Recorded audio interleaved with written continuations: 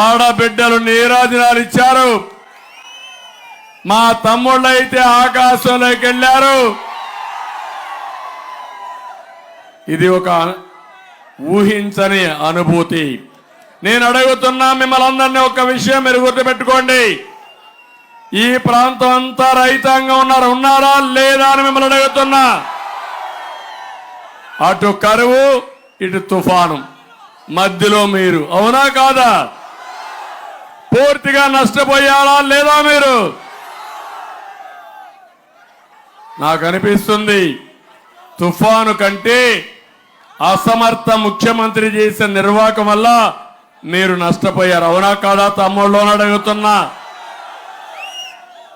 కాలువలు, పంట కాలువలు కానీ అదే మరిగా మురికి కాలువలు దోవకుండా నీళ్లన్నీ పొలాలకు వచ్చి మీ పంట సర్వనాశనం అయిపోయింది, అవునా కాదా అని మిమ్మల్ని అడుగుతున్నా. నష్టపోయారా లేదా అని అడుగుతున్నా.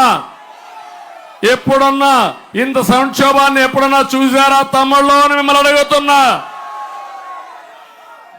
మీరు పడిన బాధలు 5 ఏళ్ళు అంతా ఇంత కాదు. ఈరోజు అడుగుతున్న పంట బీమా ఉందా మీకు? ఒకప్పుడు పంట బీమా ఉండేదా లేదా? ఏ ప్రభుత్వం వచ్చినా పంట బీమా ఉండేది. అలాంటిది పంట బీమా కూడా రద్దు చేసిన దుర్మార్గుడు ఈ ముఖ్యమంత్రి.